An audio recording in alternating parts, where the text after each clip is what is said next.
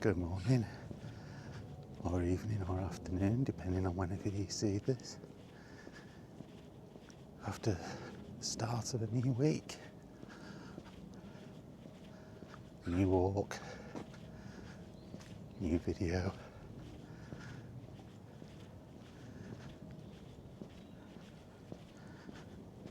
Wonderful.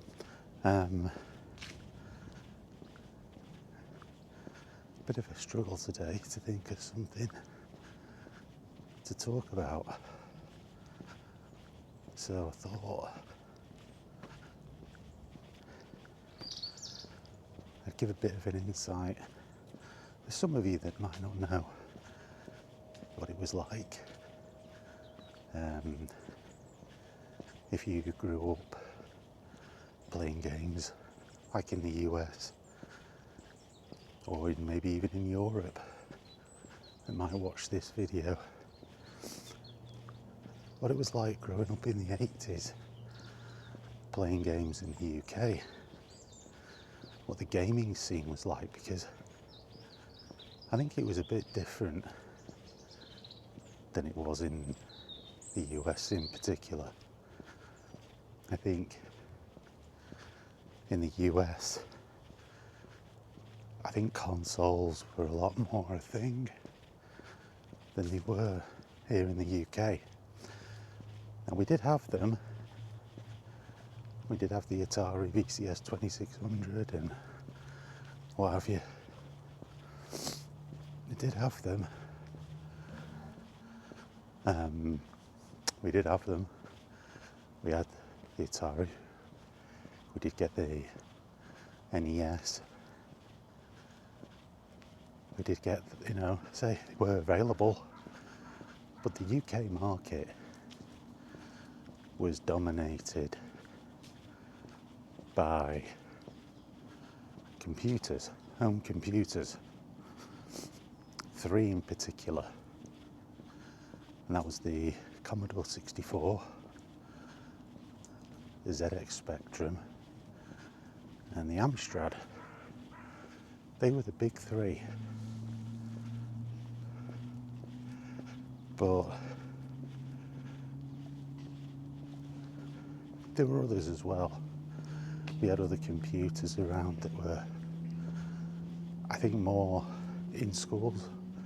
We had a big old thing called the BBC Micro when I was at school.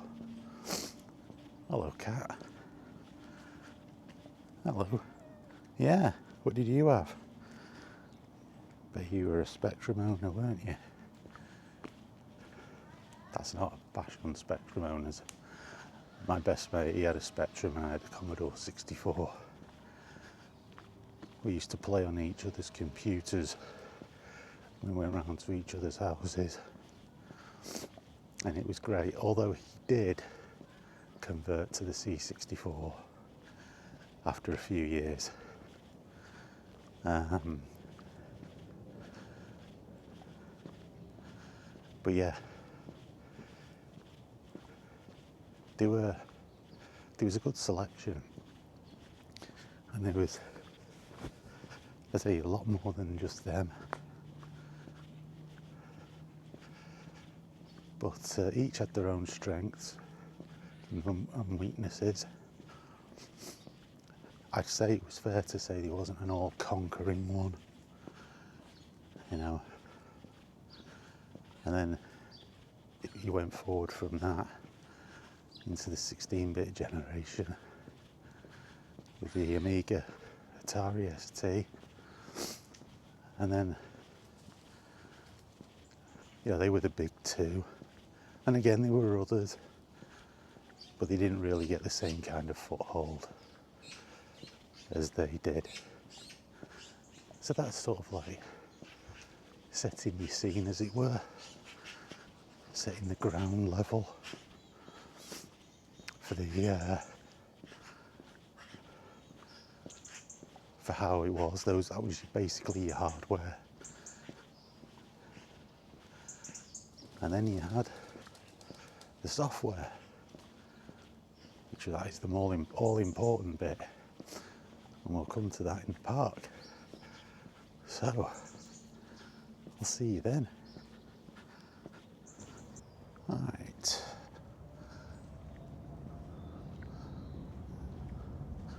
Before I got my C64,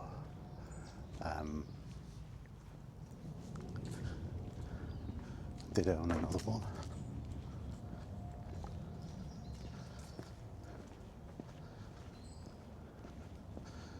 I owned a machine called the VIC-20, which was a precursor to the Commodore 64.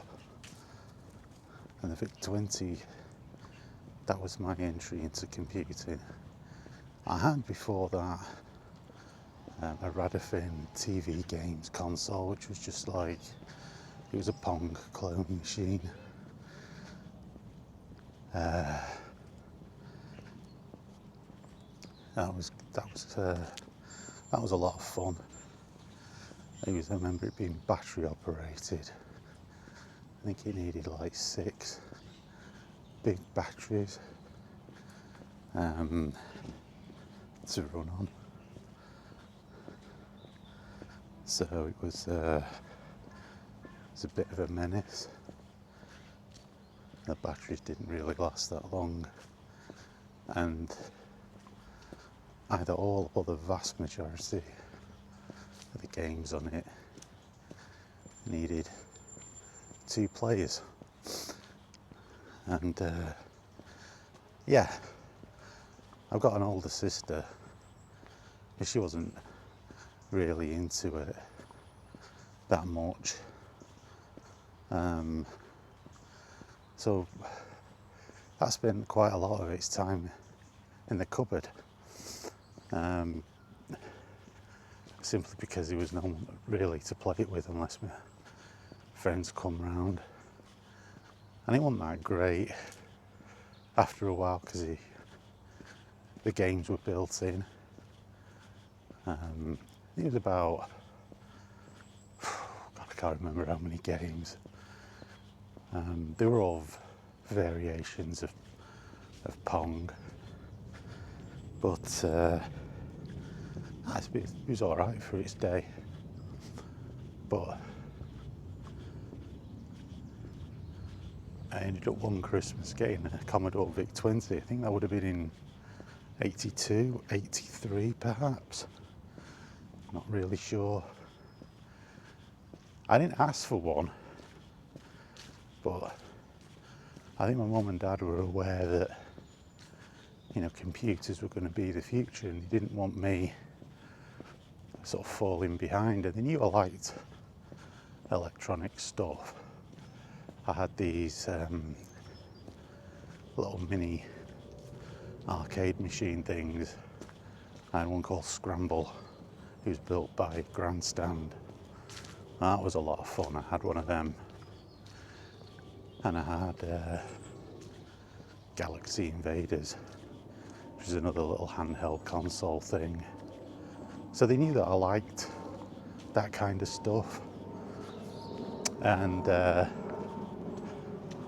so I think they just thought, well, he's going to be into this stuff.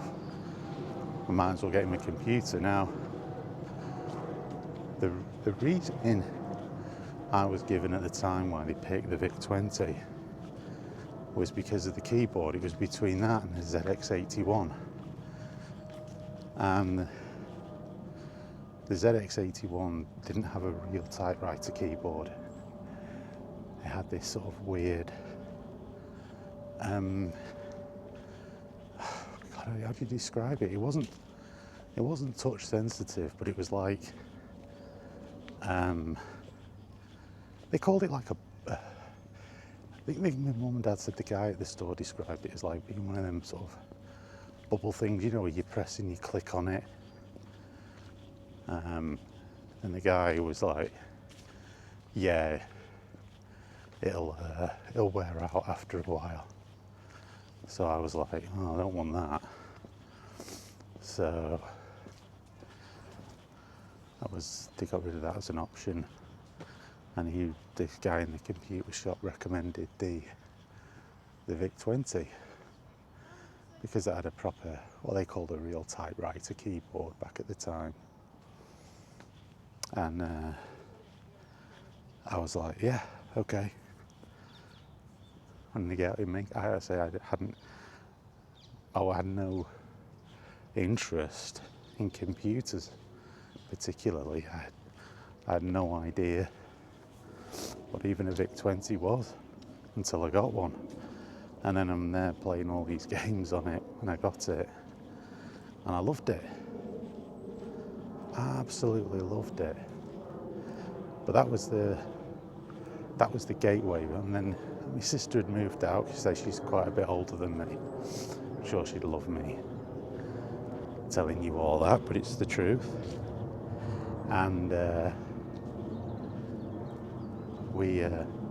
she moved out, she got married, and her husband at the time, he bought a Commodore 64.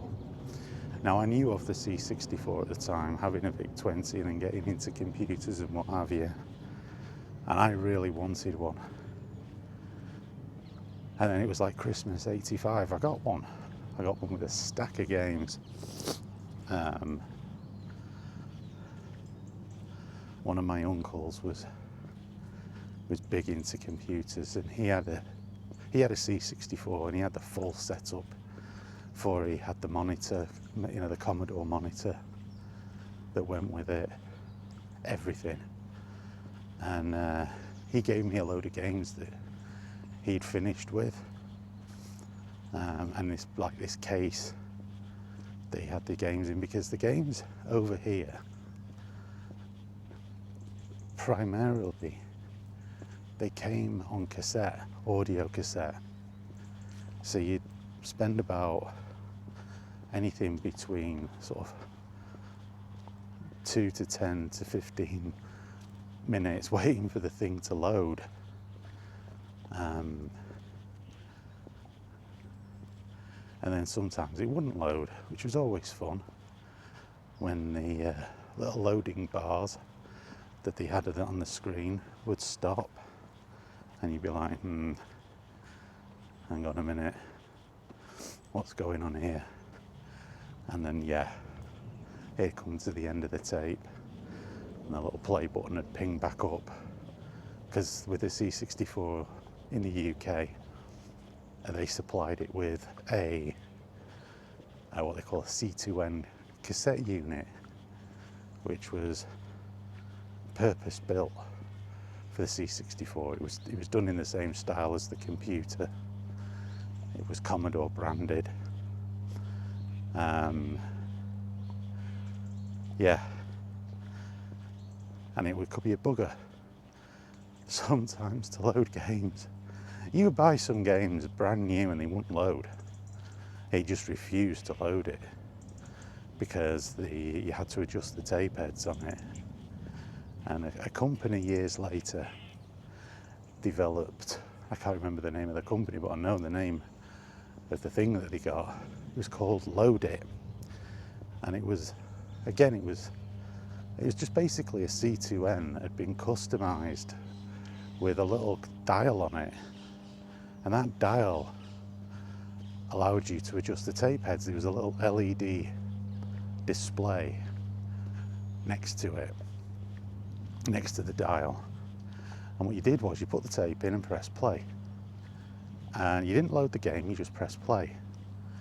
And you adjusted the dial, and that adjusted the tape heads until you got like a sort of maximum LED lights. They would go across, and you would get the LED lights to the highest setting, and then you would know that it had a really good chance of loading, and it worked. I had a few games that just would not load, and if you tried to take them back to the stores back then, it was hard to get them to either swap the game or give you a refund, because duplicating games on cassette was really straightforward. Quite often it was just a case of plugging the cassette in, putting the tape into a twin cassette player recorder that was, you know, you play music on high, like a Master Blaster or whatever, Ghetto Blaster. And it was as easy as pressing play on one and record on the other. And you were away. And that was it. It was dead easy.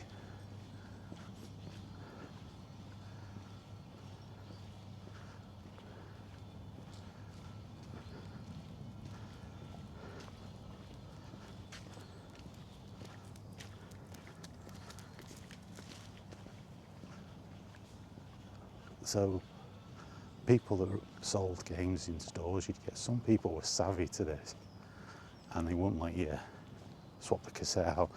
And in fact, swapping the game often didn't make any difference because it was how the data was stored on the cassette, like in their duplication process. If it wasn't great, the signal wasn't strong enough going to the computer, so the data that was being loaded into the computer's memory for you to play the game, the signal wasn't strong enough, so it invariably failed to load.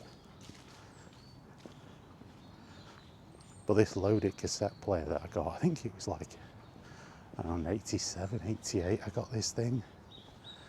It was great because suddenly I had a number of games that just stubbornly refused to load. Suddenly they were working. It was brilliant. And yeah.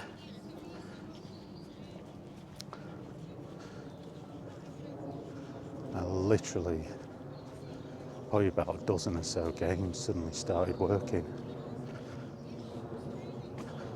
It was brilliant.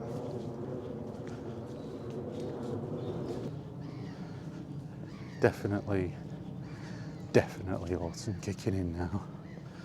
With all the leaves dropping on the ground here. Oh, getting that chill in the air.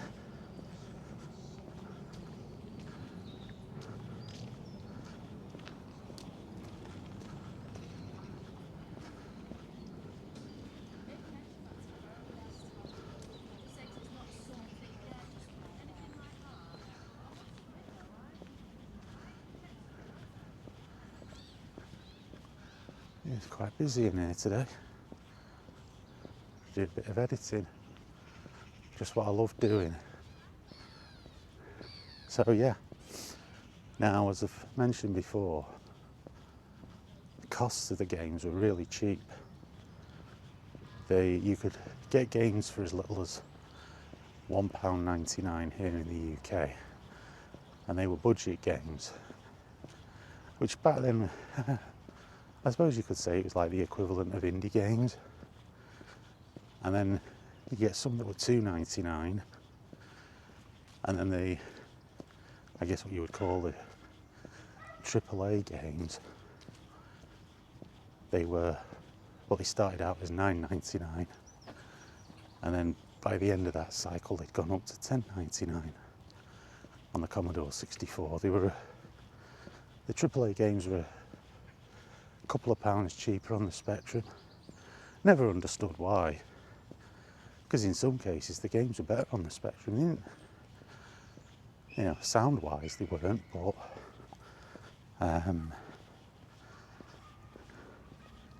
Commodore always outdid the Spectrum. You know, I say always, in 99% of the time when it comes to audio. So you would put in the cassette and you'd load the game from that. And those cassettes, like I say, they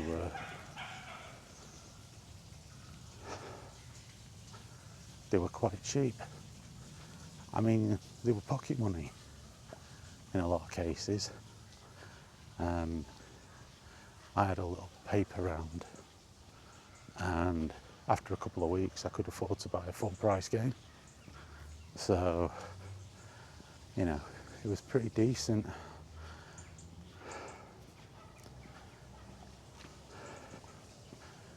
I think it cost you about, I don't know, I think on the Spectrum they were like $7.99, and I think they went up to $9.99 towards the end of that computer's life cycle. And then because the actual computers had quite limited memory, like the Commodore 64 had 64K, not megabytes, K of RAM. Just think about that for a minute.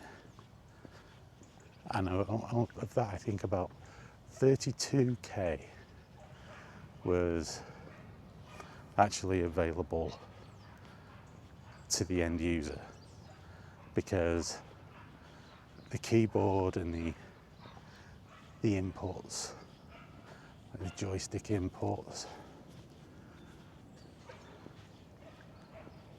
they all use RAM. The video output used RAM. All of it did.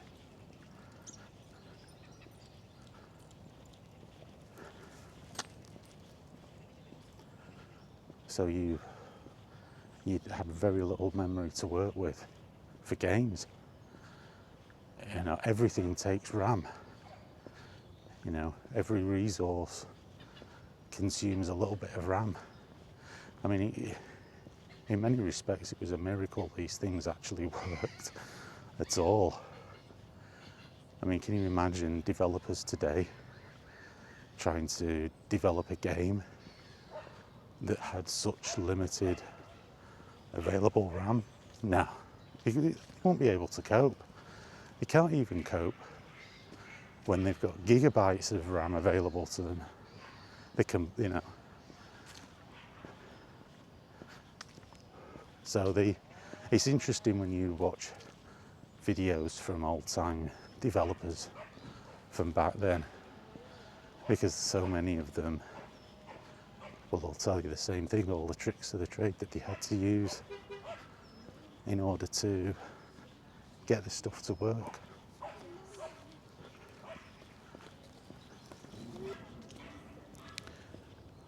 We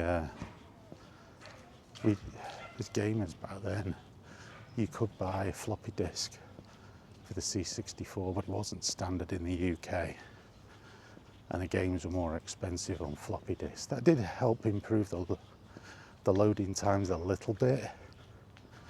What it eliminated was the main thing with games at the time, which was a thing called multi-load. Oh God, was that a thing? Bloody hell.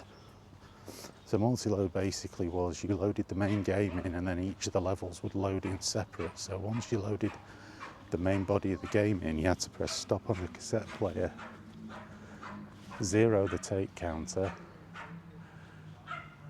and then you zeroed the tape counter, and you would then press play, and that would load in the level. And if you died and had to go back to the start of the game, you had to rewind back to zero and then load it in again. So, you know, you started to become better at games back then, just out of the fact that you didn't want to have to keep doing that. And of course, if you had a game and you were doing that stop, start all the time, that would put wear on the tape itself, and sometimes the tape would end up getting chewed up in the tape drive, which was never fun. So, yeah, I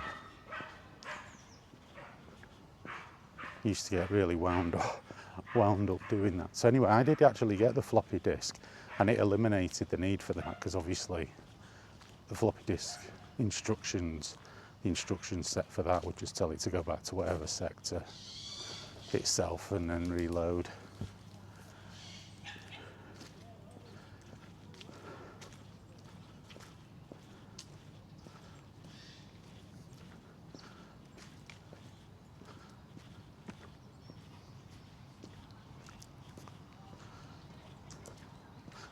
And that's what we did with those. You just left the floppy in and you reloaded. And then there was cartridges as well, the C64 and the VIC-20. The C64 had a cartridge port on the back, and that was even better because that made the games did load faster. There was no waiting at all. That made the computer, basically turned it into a games console at that point. And that was good, but it was hard to get hold of games on cartridge. Very few publishers actually release games on cartridge because of the costs, and the games cost a lot more. And it took away the affordability that you had.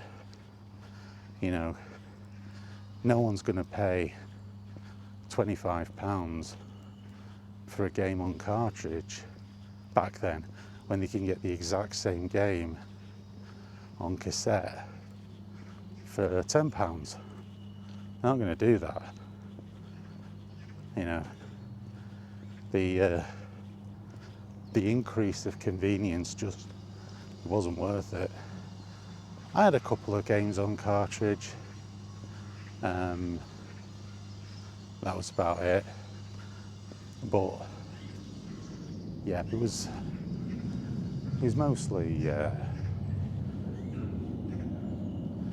mostly just not cost effective.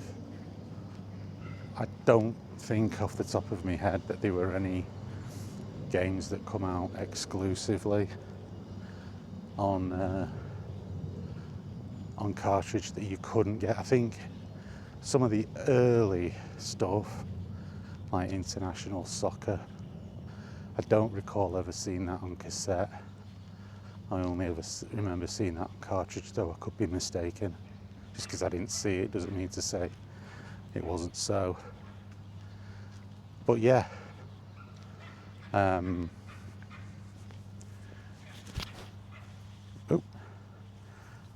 ultimately I played most of my stuff on cassette just because that was what was available in the stores, and it was cheap.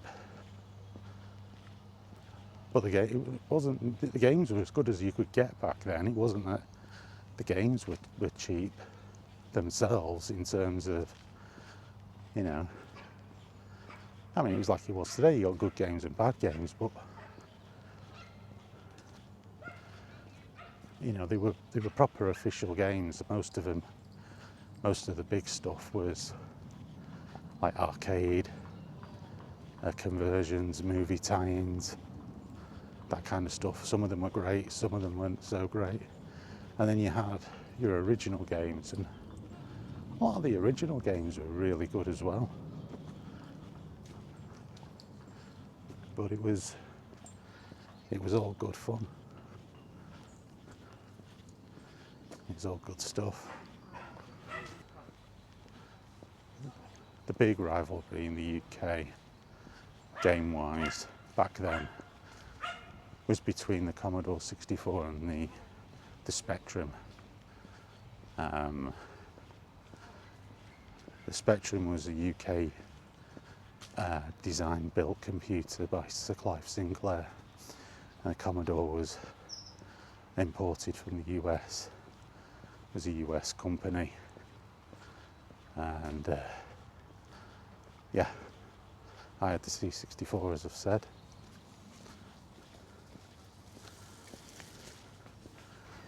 You know, that's how it was. Like I said earlier, consoles didn't really come in until the early 90s en masse. The Mega Drive and the Super Nintendo, they really kicked it all forward. So yeah, that's that. I'll call it there. Thanks for watching, and I'll see you in the next one.